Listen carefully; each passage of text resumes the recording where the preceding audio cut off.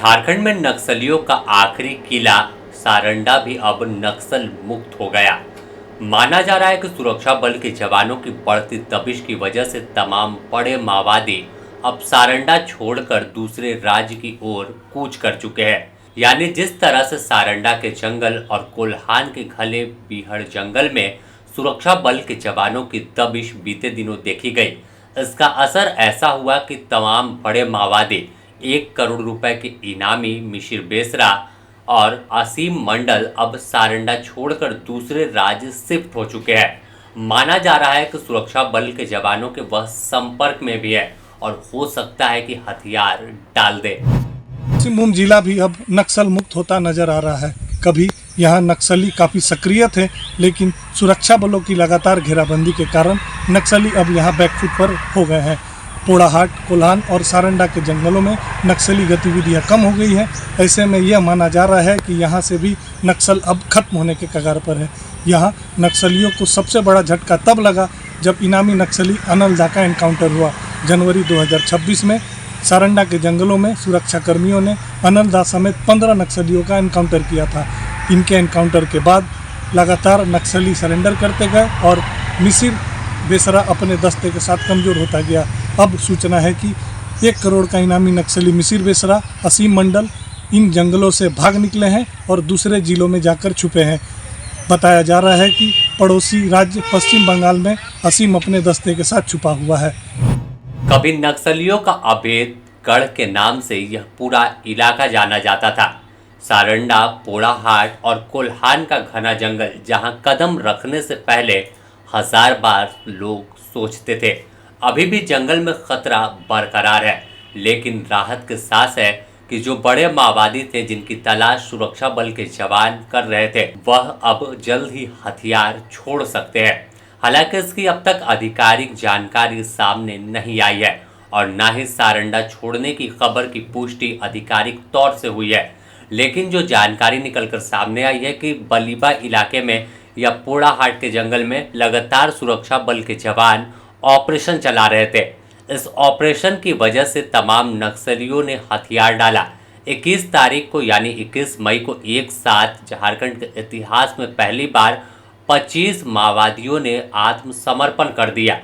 हथियार भी 16 से अधिक लेकर वह पहुंचे, 2500 से अधिक कारतूस लेकर पहुंचे। तो इसके बाद माना जा रहा था कि अब नक्सलवाद मुक्त झारखंड का सपना साकार होगा और कुछ इसी दिशा में सुरक्षा बल के जवान संयुक्त ऑपरेशन को और तेज किया। सीआरपीएफ के डीजी खुद सारंडा पहुंचे, जहां ऑपरेशन में लगे सीआरपीएफ जवान और अधिकारियों के साथ एक बैठक की। बैठक में सीधा टारगेट तय किया गया कि 1 करोड़ रुपए के इनामी मिसिर बेसरा और असीम मंडल अब किसी भी कीमत पर बचना नहीं चाहिए। या तो वह एनकाउंटर में मारे जाएंगे या फिर वह आत्मसमर्पण कर दें। लेकिन इस बीच यह खबर निकलकर सामने आई है कि सुरक्षा बल के जवानों ने जब चारों ओर से जंगल को घेरना शुरू किया, ऑपरेशन बड़ा होने वाला था, तो इस वजह से मिशिर बेसरा, असीम मंडल किसी दूसरे इलाके में शिफ्ट हो गए।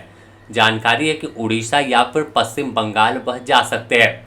हालांकि राहत भरी खबर यह है कि नक्सली नेता सुरक्षा बल के जवानों के संपर्क में है, क्योंकि बीते दिनों में खबर निकलकर सामने आई थी 25 माओवादियों ने आत्मसमर्पण किया था, तो कि मिशिर बेसरा और असीम मंडल भी हथियार डाल सकते हैं और नई शुरुआत करेंगे।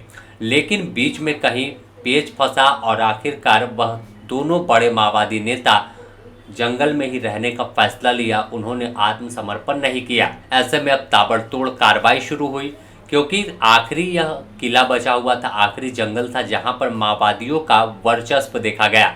लेकिन अगर बीते कई कार्रवाई की बात कर ले तो सबसे बड़ा झटका माओवादियों को तब लगा था जब एक साथ 15 नक्सलियों का एनकाउंटर हुआ था।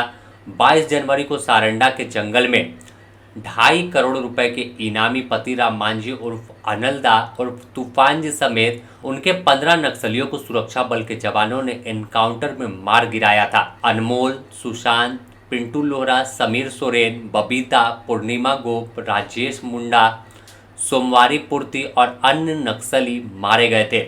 यह एनकाउंटर बताने के लिए काफ़ी था कि सुरक्षा बल के जवान के टारगेट पर अब सीधे बड़े माओवादी हैं, क्योंकि अनिल तूफान जी एक बड़ा नाम माओवादियों में था और सेंट्रल कमेटी के सदस्य थे, यानी एक बड़ा कद और बड़ा इनाम भी कि 2.5 करोड़। आपको अगर बात कर ले तो झारखंड में 1 करोड़ था, उड़ीसा में 1 करोड़ 25 लाख, और फिर एनआईए और अन्य तमाम एजेंसी ने इन पर इनाम रखा था। तो एक बड़ी उपलब्धि मिली और इसके बाद फिर ऑपरेशन होता है।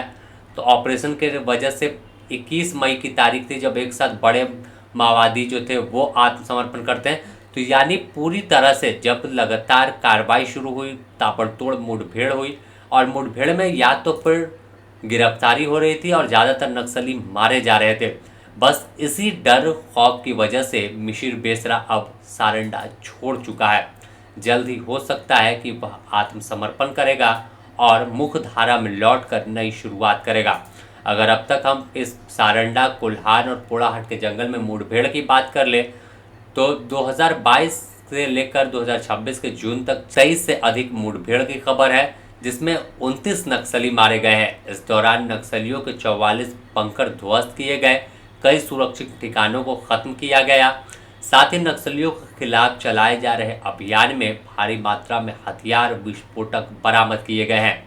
आईडी के मोर्चे में भी बड़ी सफलता मिली है। बीते अगर 2022 से 2023 के बीच गोइलकेरा, टोटो और चाईबासा के जंगल की बात कर ले तो 700 घातक आईडी को निष्क्रिय किया गया और लगातार गिरफ्तारी, सरेंडर, बड़े कमांडरों पर शिकंजा कसने का जो दौर है वो जारी है। लेकिन आखिरी नेता मिशिर बेसरा की तलाश है। ऐसे में अब जल्द ही खबर आ सकती है कि मिशिर बेसरा हथियार डाल देगा या फिर वह जंगल में मारा जाएगा। इंतज़ार सभी को है कि आखिर आखिरी नक्सली नेता का क्या होता है। बने रहे द न्यूज़ पोस्ट के साथ। कोल्हान से रोहित सिंह के साथ bureau report, the news post, Ranchi.